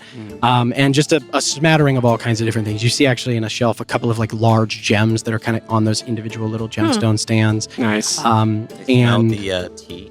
Mhm. the spice. Yeah, you smell incense, like this sort of like Ooh. deep, very rich smell. You also, something I forgot before is you see like kind of like down all of the shelves are these runners almost of like these brightly colored cloths in like greens and yellows and reds with like beaded white bits at the end. You see like these beautiful, bright, vibrant colored cloths. Up top which are a smattering of these different components and items. And then of course, currently with a customer, you see like a wizened elf that is wearing what appear to be faculty robes from the Athenaeum. Kind of discussing, you see the large form of Sebastian. You see the sort of like deep sepia-toned skin, the armbands, the sort of green silk sleeveless kind of wrap that goes across him, sort of bordered in bronze, that go into like kind of almost a what's the word I'm looking for? Like a kimono style, almost like a skirt, not pants, but like kind of a skirt that goes outwards in a way. And you see the sort of crag of like almost that looks like the inside of a geode. It goes up, it's extending up from just above the lip into the head, and then there floating, you see that same emerald eye, like That's literal so cool. emerald Yeah. eye. I love Genasi so much. They're one of my favorites. There's so much room for like creativity, as with all. But anyway, he is currently with a customer as you guys kind of begin perusing the shelves. But as you guys are looking, you find a whole host of things. The things that are easily identifiable to you, I will say. You find a series of potions, several potions of greater healing that are available for purchase. And you see a collection of different spell scrolls. As you take them out and kind of examine them, they are properly marked for the uninitiated or people who don't really study the arcane. But there's a spell scroll of Detect Thoughts, Detect Good and Evil, Enlarge Reduce, Misty Step, Fear, and Haste. All of those are available for purchase. Do I be responsible? 150 gold pieces for Detect Thoughts, 100 for Detect Evil and Good, 150, or that should be 150.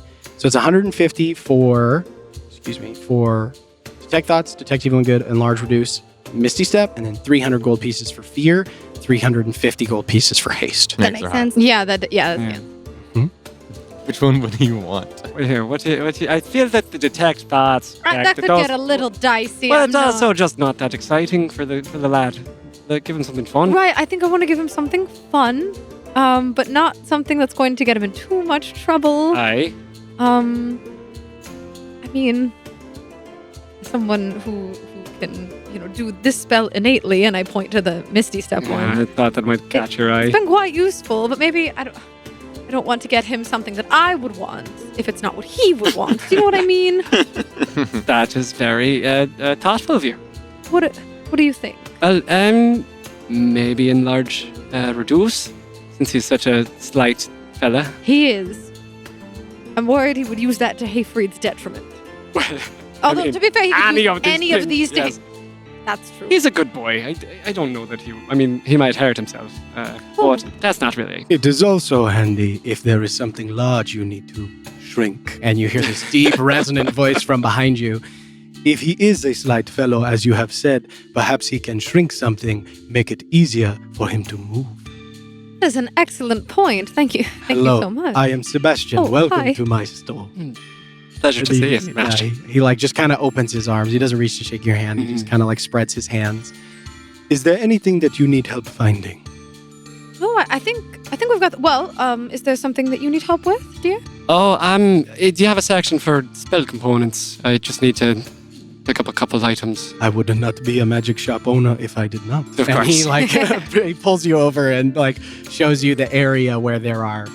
I mean, there's pretty much everything from like basic components upwards to like Right. very ornate ones like strips of ivory worth 100 gold pieces each and like bowls The encrusted bowl. with gems. That would and be all particularly of of interest. Yeah, pretty much any spell component that you could desire for a spell of like probably 6th level or less is probably readily available. Okay. And then if you have anything specific above that, he could probably find it and requisition it for you. Okay. So he kind of walks you through the things. It's Yeah, I'm sorry, I probably don't more know than- offhand. No, that's okay. And yeah, I figured you wouldn't. So we'll go through and But as you guys are having that conversation, and he's walking you through the various books all the items and things like that you need and asking you clarifying questions, Thessaly, there is something that catches your eye. Huh. And it is a book. What? Gasp. You see, Can't be. you see a book that is sort of like up on the shelf, not too far away from where you currently are, with all of the like spell scrolls and that sort of thing. And you see a copy of A Thorough and Unabridged Companion to Alchemy for the Novitiate.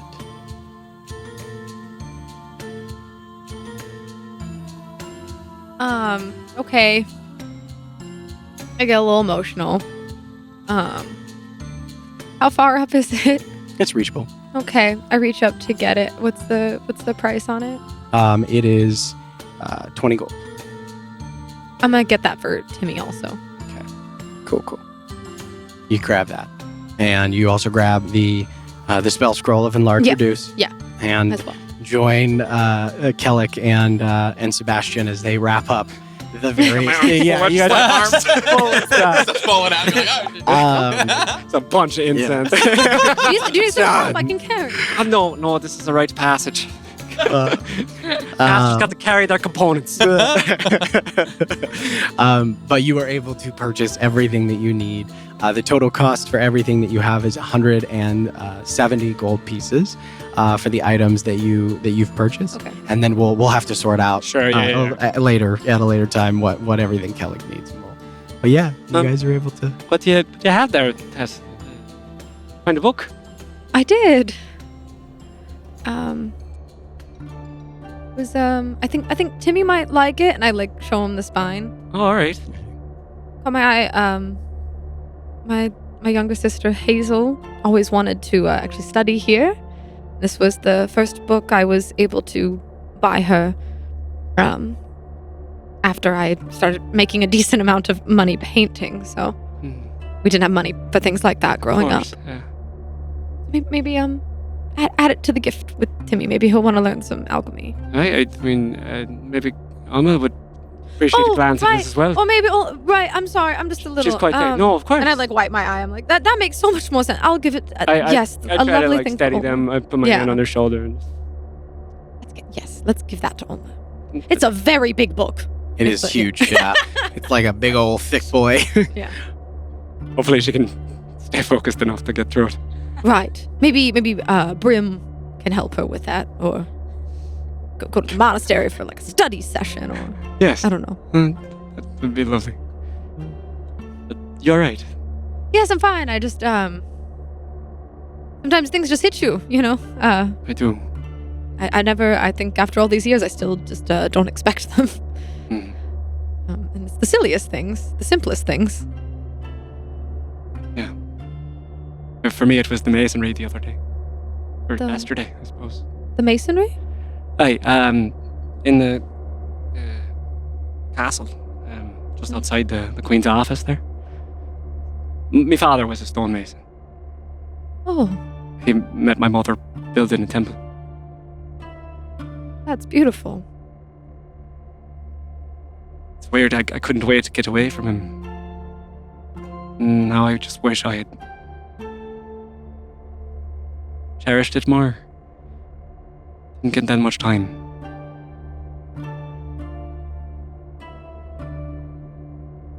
No. I just like squeeze his wrist at that. I'll overlap my hand on their hand. We have time now with We do. Timmy and Olma and Seeker and Flynn and Nalfane and Nalfane and Hayfried. Keeper and Hayfried and Quite the extended family we have wow, now. I don't think I've ever known this many people in my life. Well, back to it, I suppose. Sebastian, thank you so much. It's been very helpful. Of course. And he, like, big belly laugh. Oh, Come back anytime. I'm sure might have to. I should hope so. And he, like, just waves you guys off as you Yeah. guys leave burdened with all of your Yeah, stuff. I'm gonna help carry this time. yeah. We'll be like, okay, we're leaving the store. Fine. If you must. All right. And do the two of you just kind of spend your afternoon like seeing sights and walking around? I think just and enjoying the city together. Yeah. maybe visit the Arboreum and the Cliffside District. Yeah, we walk along the Cliffside District and It's quite I simple. would love to hear more about paintings you had done and people you'd met and all that. Yeah. I will gab his ear off. Absolutely. All right. There's a lot of them. Yeah. I'm just grinning ear to ear while they talk. You guys just have a lovely afternoon, just like wandering around the Cliffside District and the Civic District, seeing all the various shops and things like that. You stop at vendors and get little drinks and snacks, and things like that as you wander about your day. Visit the Arboreum in the Cliffside District, and as the evening winds down, eventually make your way back to the Monarch's residence.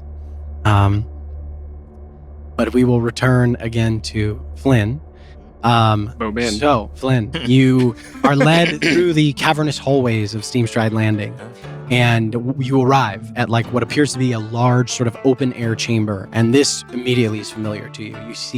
You feel the sense of like leather and weapon oil, dirt, and that faint kind of lingering smell of sweat that's just in a place like this. You can see weapon racks arranged around all of the exterior walls with weapons, mostly with blunted edges, some with not. You can see archery practice areas, all these different things. As you come in, you see that there are three figures who are like kind of in the process of like stretching and warming up. You see a tall, like lithe, elvish woman with like a very close cropped military style haircut. That is sort of like suntanned. You see a wood elf, a woman specifically, and wearing the armor of a Steamstride warden, and they have, in place of one of their eyes, you see like a mechanical replacement. Cool. You see, standing next to them, you see a very squat, dwarvish man who is like heavily muscled, like very, very broad at the shoulders. He's got like a long black beard that is like basically trimmed very neatly, and like a long sort of braided black hair that's done really tight against the head, and with like these bright blue eyes. And he appears to be missing a couple of digits from one of his fingers that have also been replaced with mechanized parts. And then finally, you see a large red-skinned tiefling that has sort of these like long curving horns, sort of a faint reddish hue to the skin, like a sort of deep, almost like a mix between amber and red, almost like a blood-colored eye. And one side, you see a fully functioning wing, and there is no wing on the left side. Cool. You see that, there's just a singular wing. You don't see a pair, like a matching one. But as you come up, you see that they all kind of like smile and wave as you and Salix enter into the arena. What was the middle guy? A dwarf. Yeah, dwarf. Okay. So he's like, Flynn, this is Goran, and he points at the dwarf. He says, this is Thelona, and he points at the wood elf. He says, and this is Hope, and points at the tiefling. And he says, these are some friends of mine that I wrangled into this job after I left the military. And you can see they're all like, did you, like, it wasn't that hard of a sell. They kind of have like a little, friendly banter and stuff like that. That makes me smile. And he turns to all of them. He's like, look, we don't got long, but, and he puts his hand on your shoulder. He goes, Flynn here's a friend of mine, and he's working very closely with someone I care a lot about, and we're going to teach him some moves. Your arm is so heavy. It's just because of all these muscles. And he like squeezes your shoulder. But he says, Flynn here needs to fight like a unit alongside of his friends. And I think that's something we can teach him. So, you guys know the drill. Get your shit. And they all like kind of go and they all grab like, most of them, actually all of them grab like long spears and shields. And he says, Flynn, you're with Goran. And then he says, Hope, you're with me. Or Hope and Thelona, you guys are together. I'm watching. and he like they kind of arrange themselves like opposite one another. And Goran kind of looks down at you, and he's like, "Hey, what's up, bud? Nice to meet you." Yeah, and Dorvish, I'll say, like, "Hey, what's up, man?" He kind of like just like settles into like a stance next to you, and he sees he brings the spear up over the shoulder and like the shield, and he says, "I think they're gonna go first, and but we should be ready." And Salix like stands with his hands like kind of behind his back. He loops them, and they take up like these offensive positions, and you guys are kind of like about 15 feet away from one another. And he barks this command, like you hear Salix, ranks, and they like woof, and they snap into like battle formation. Their shields interlock with one another, and they like advance forward. And then he shouts out, "Attack!" And the Thelona, the wood elf, like runs forward and like engages you guys, and basically like gets into combat and starts like kind of trying to break through your defenses. Okay. And like as you guys are kind of like getting a sense for one another, all these weapons are blunted and everything. But you hear Salix, and you hear his voice. He says, "Break!" And she, Thelona, like kind of moves backwards, like, and immediately like you see as she starts to like move backwards, and you go to like kind of attack her as she moves, right, as is your wont with Sentinel. But then from off, you see as Hope like comes flying in really, really fast and goes to like attack you guys, and Thelona like almost too quickly to figure out. Thelona like disengages with you and is able to move out of your reach, and you swipe at her and you miss. And Salix says, "Rest," and he basically turns to you and he says, "You fight like you're alone, and you don't have to be." He says, "The key to a unit is to fight together. Today we're going to teach you how." Let's do it. And they like he ranks, and they like poof, and I'll try my best to do the same. Yeah, and for the next several hours, they like start really cool. like they teach you how to fight like side by side, shield locked with shield, you with your sword, and there's some adjustment periods. But one of the things, like, they start working on your footwork, and Salix like comes up to you, and he uses like the blunt end of his spear, and he like whacks you in the in the calf occasionally. He's like, "Spread your feet," and like he's like yelling at you, and he teaches you kind of like how to move around a battlefield.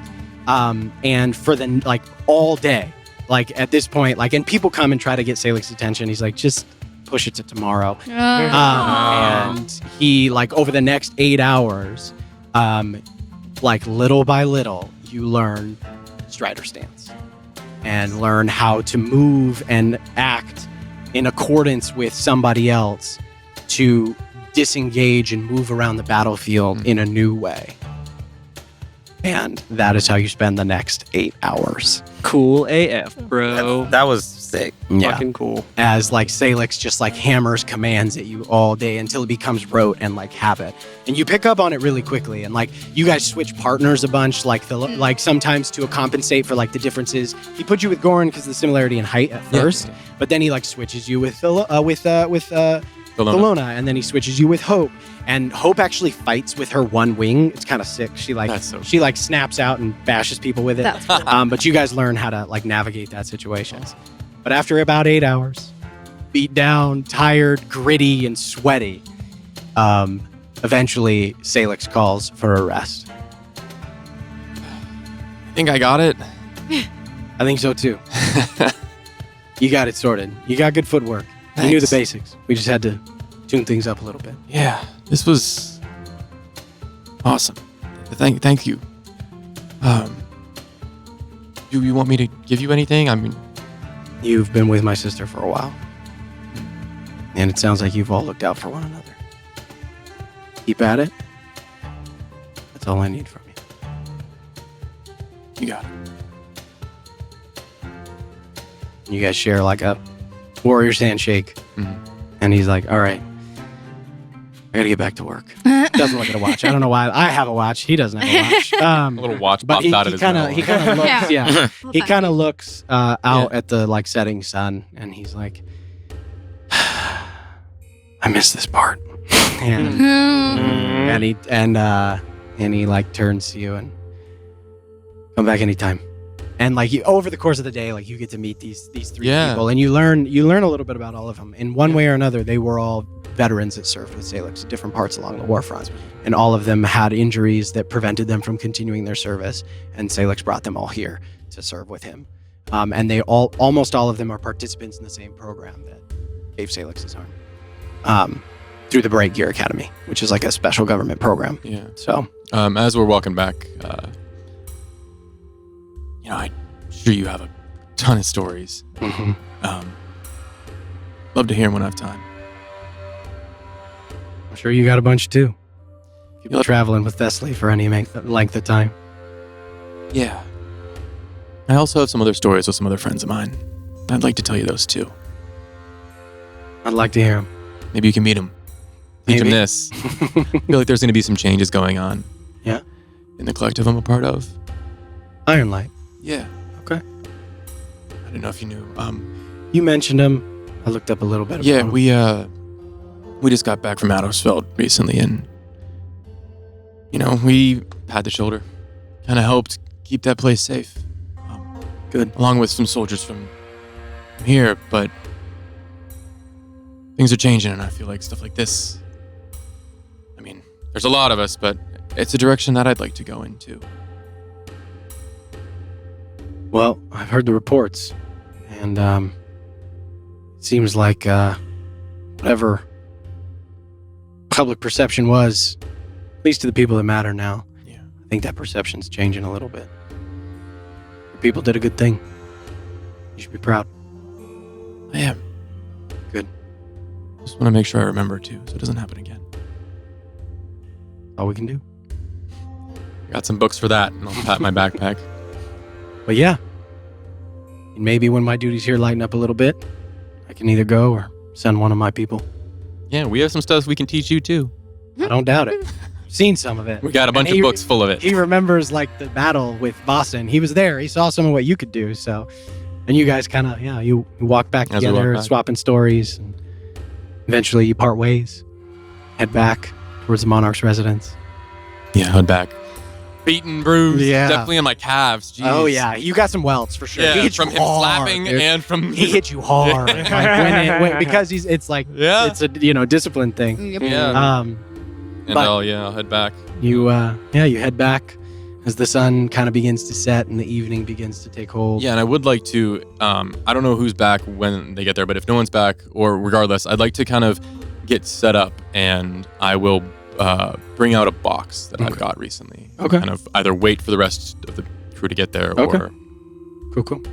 All right, yeah. One by one, you all find yourselves back to the Monarch's residence.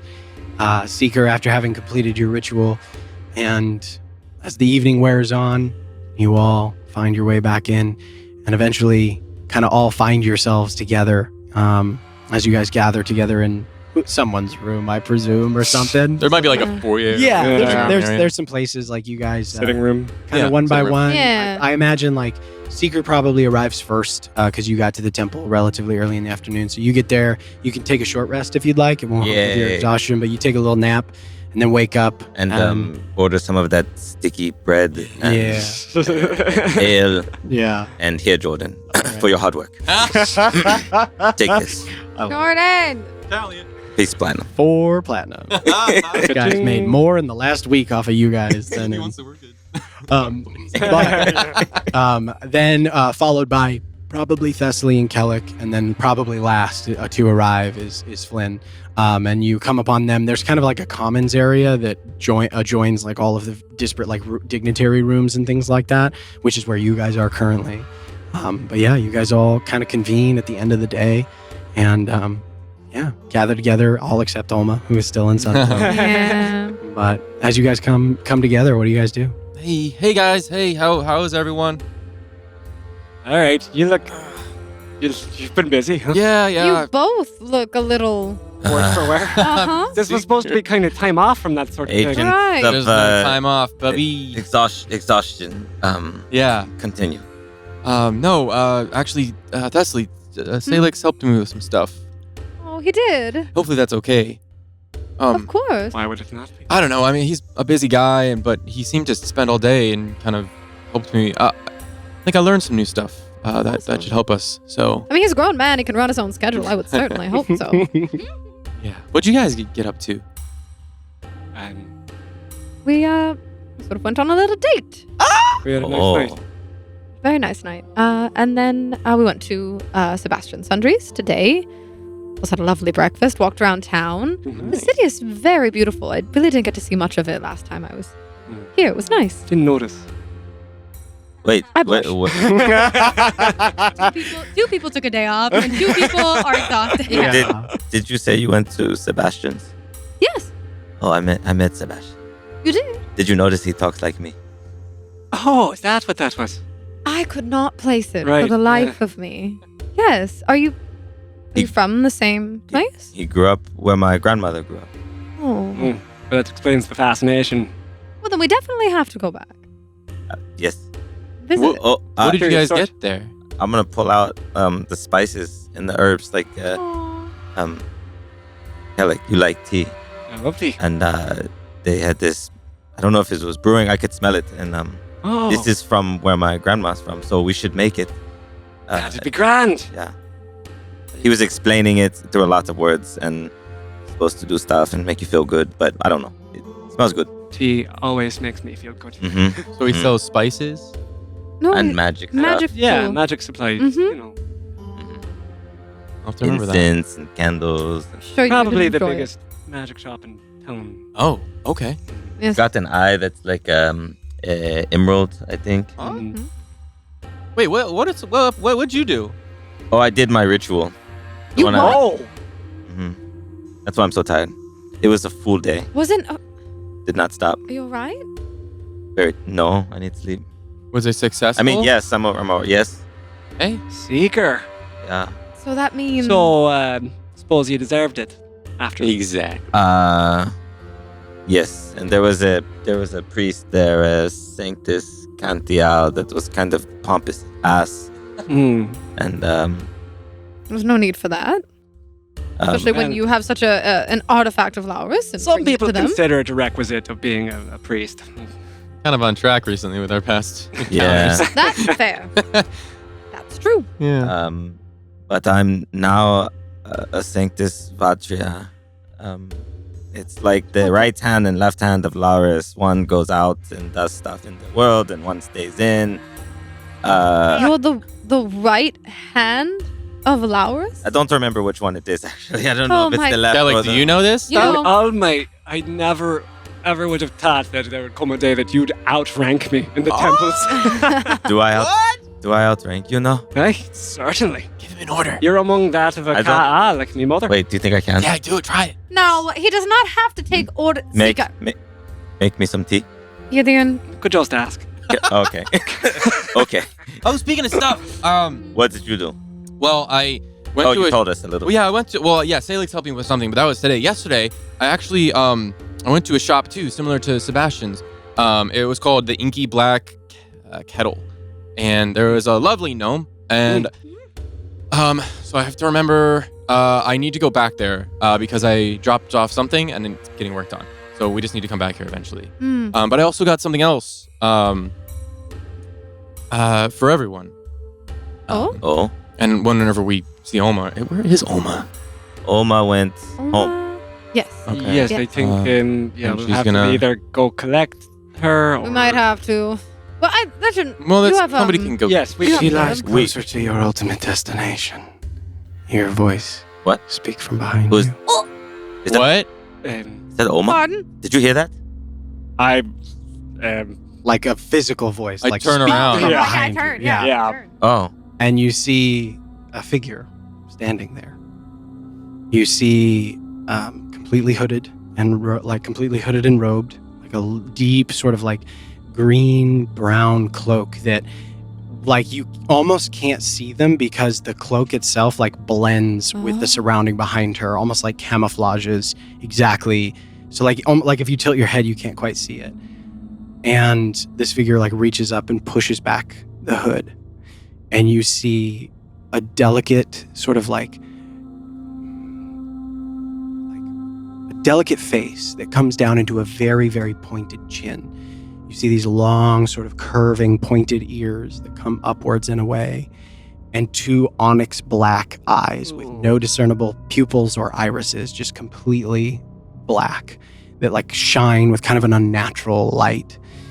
And you see, again, everything very sharp in stark detail. You see like a long point, sort of a graceful, very pointed nose. Everything kind of like angular and severe.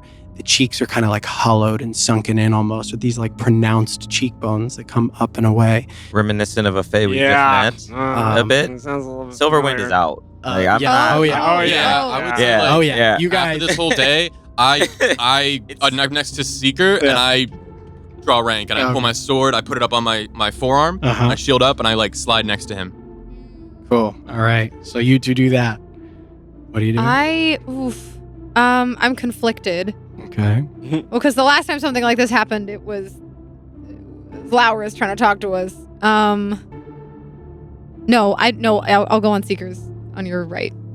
You Wait, guys yeah, take up so you're on my battle left. formations, basically. Yeah. I Yep. mean, yeah, I mean, my Long hand is range. just like kind of twitches. Yeah. but I don't like form up really. I just kind of turn and there's the muscles in my hand contract. Prepare. Yeah. So yeah, you see this sort of like shifting chameleon-like cloak that kind of like, as they move, you can barely you can discern now the edges of their form.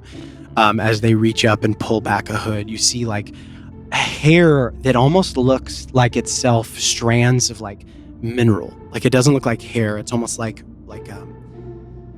oh geez, it looks like you know those crystal formations with really thin strands. Like Yeah. it's like onyx, but like that. So but it does appear to like sway and move, but like in a rigid way, almost like it's one piece.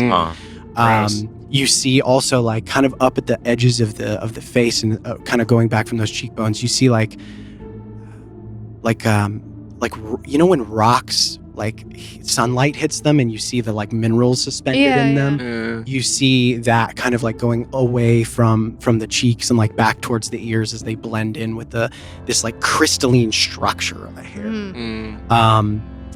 And you see something that even without a check is very clearly some kind of fey creature Yeah.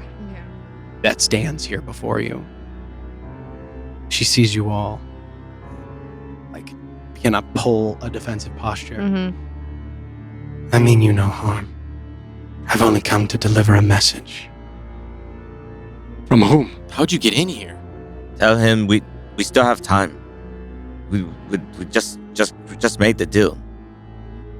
Oh, You know, you're not from. Zarel. Hmm. And she like almost like hisses. No. oh, Who then? Sorry. okay. Morphe. Yeah.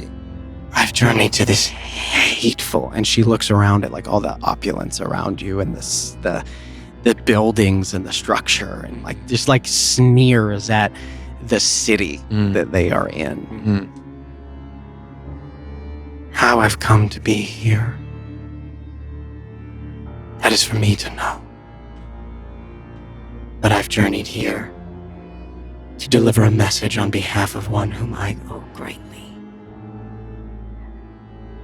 The Weaver asks you to attend her. She says the time has now come for you to learn the true nature of the battle you fight, and that she can reveal to you a way of defeating the wolf.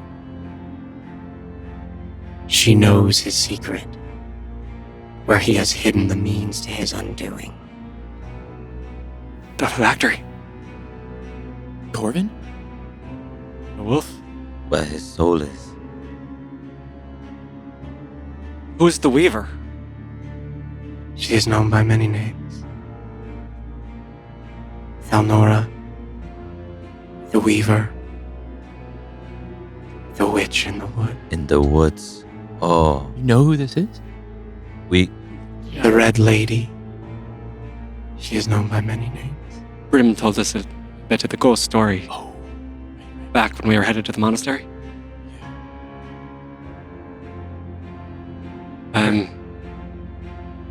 Her domain lies within the Raging Wood. She has instructed me that a guide will be provided to see you on your way. Where will we meet this guide? where the child is. Go to Sunploom. A little alarming that you know that. How do we trust them? They know a lot. And we need to find a way to destroy this. We have no leads on the Lich. factory. If there's a chance. The Weaver sees much. Her eyes are not blinded by the pines upon this world. Ah, Also, if I may, this place is not hateful. We are here to protect it. And she is not a child. she is a Well, child. she is a She is a child. child. Is And much more than a child. arguably, not everybody likes the city seeker. I don't think it's. It's not a big judgment. crime. It's kind of an opinion. Fine. They just look at you with those like inky black eyes. Don't say anything. Do you have anything to offer for us to trust you other than some well-placed words? She said you might be hesitant to visit. She said that you are free to stay away if you choose. Though the information she has, she does not believe you may find on your own in time. Could I know Faye are very tricky. I try to see if she lies. Make her Do we insight. believe her? Make your insight Yeah. checks. Everybody who wants to, go ahead and make an I insight don't check. normally, but I feel like. I'll make one. Yeah. All my senses. Almost like, Almost like, Am I still at minus one? -1. Okay. Minus And one this is to just all. for everything? It's just all D20 rolls for you for Okay, I until might have- tomorrow. Oh, I guess I missed most. Sorry. Oh, yeah. Both. Yeah, both of you Mm. guys. Well, you're Awesome. yeah. So if Can it go below 0? I roll a 2 and then I subtract 1 to make it a 1, does it? no, How does that's that not how it works. no. Natural only means you No, roll I don't- it. Yeah. You know That's that. not really what the word natural means. Yeah, you. As far as you're concerned, this lady's real creepy, but Yeah, those eyes she's are telling creepy the truth. as hell. Yeah, it's And that hard. pointy chin. It's hard to Ooh. tell where they're looking at. She's very angular. Yeah. You- Looks like she's kind of carved Yeah, from rock type of roll. almost. Oh, that Yeah, got okay. that got worse. That was a natural one. Ooh. Ooh, Reroll it, yeah. I'll give it you mine. Oh, okay. No, I can't. 9. 9. 23. There we go.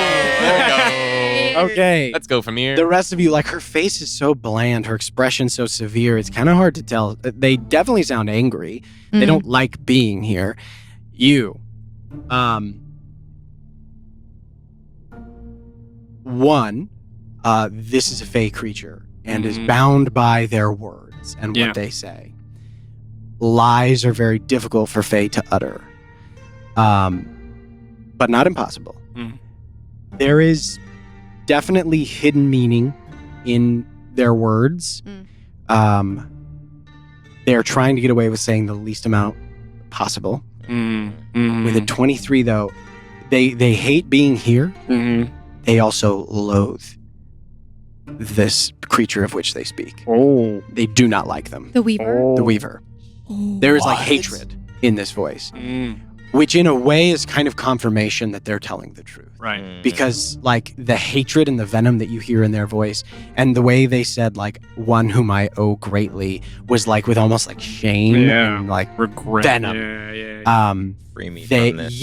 like and there's a subtle implication there maybe that like doing this is some form of price that has to be paid and exacted. But you know that this creature is telling the truth.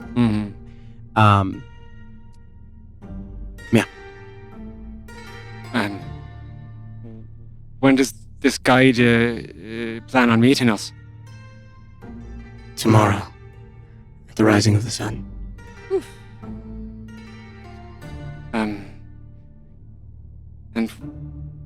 why do you owe this being a favor? And her face grows very hard.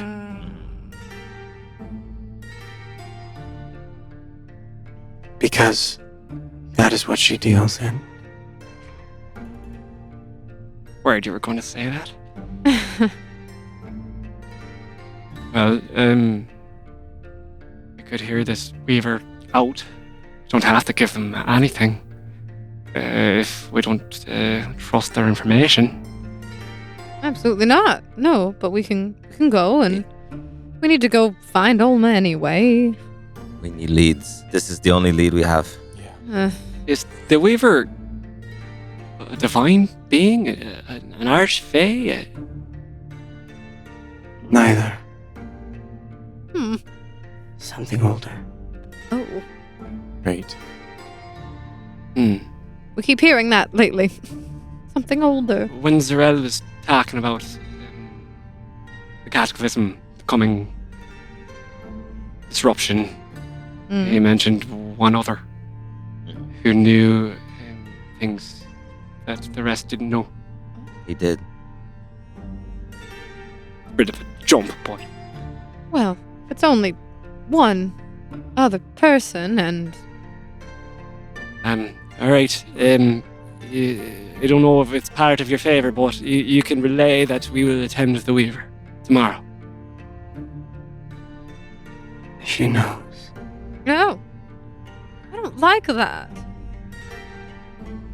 Not you. You, but no, not you. Flynn. The weave. Flynn. Yeah.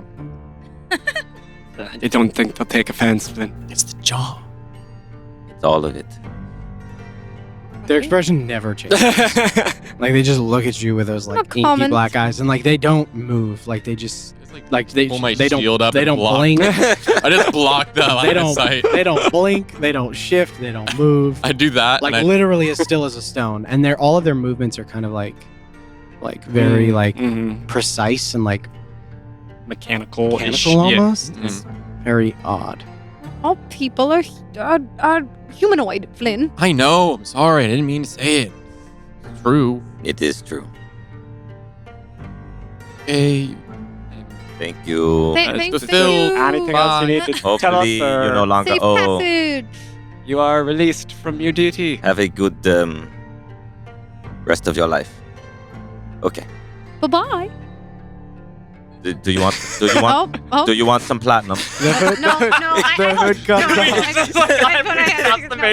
up. the hood comes up and they sink into the stones beneath. Yeah. Creepy, right? I mean, a bit unnerving, yes. Wasn't my favorite interaction, but I don't know that we to need be to fair, comment I on was people's doing that appearances. earlier. Wait, do we still have our Just thought Faye was supposed to be kind of cute. that was not Like cute. the pixie from the... Well, I guess that thing was kind of scary as well. Shriya's little pixie. I don't know if... Anyway. Oh, and It was creepy too. It had like teeth, right? Yeah. Ah! You're not like teeth, right? So the woods. Yeah, maybe that the court wizard can take us tomorrow so that I don't have to wear myself out taking us back. Yeah. That'd be optimal. unless you need me, I need to go sleep. That's what. I could use This some was a rest. long couple of lot of days. That was weird. Glad you had fun. I should let Ulma know that we're going to be Oh, there right. tomorrow. Yes. Yeah. Yes. Yeah. Hopefully they can take us there. I turn. What time is it? A junkies. Yes. Sending to Alma. Alma, a Fae told us we'll be meeting with the witch in the woods. See you tomorrow morning. Love you. Oh. It is in game, probably in the evening. You're actually like this. Probably caught you between before you sat down to like really dive into the books. This and is the next. after- This is the next. Oh thing. yeah. So So this is like Yeah, probably this like is- it's with like, oh, that's survival skills. yeah. So it's like Just like how, like would I 7 be home eating yeah, dinner? you'd probably Okay. be home eating dinner when this arrives. Yeah. Alec? Valnora. We're gonna go find her? Cool. See you tomorrow. Love you. Oh. All right. Thank you. Okay. Keep our Calyx coming back tomorrow. Wondrous. Yes. You gotta hear that at the end of the. At the end of the sentence. Yes. Sending closes. Yes, perfect. Love it. And because we are like way over time. Oh, jeez. Like you guys all find your way to sleep. After sending to Oma, everybody finds your way to sleep. You all gain the benefits of a long rest. You awaken the following morning. You are greeted by Kabir, the same gentleman. And the following morning, as you all gather around, does anybody have anything from Sunploom? If it was like on the ground in the pocket of a giant, perhaps would that qualify? It was taken from Sunploom? Yes, theoretically. Well, we'll find out. This is my armor, my piece of armor here in the runes. May I? Sure. And he reaches out his hand. He reaches out his hand and touches it as he finishes the incantation. Hands up. The following morning, and whoosh, you all feel this familiar sensation of your stomach dropping out as you teleport on your way to Sunploom. And we will pick up there next time at Comic-Con! That's crazy town. Sorry, we went a little late tonight because I wanted to get us to a spot where I knew we could start good at Comic-Con. So thank you guys for your patience. Sorry, Shane, it's a long episode. Oh, you're good. You're good. Sorry for future thank you guys so much for watching. We're so excited to come live from Comic-Con to you. Well, not live, you know what I mean. Yeah. We'll see you next time. Thank you for watching. Bye, nerds. Hey, nerds. Rodney here. Hey, come on in here for a second. I know you're enjoying Venture Forth, and we appreciate it. Please make sure you like, follow, and subscribe on all the platforms you use. Also, make sure to tell your friends so the word can get out there. To go the extra mile, hit that Patreon. Get yourself some amazing and exclusive bonus content, which is also going to help the show grow. All right, later, nerds.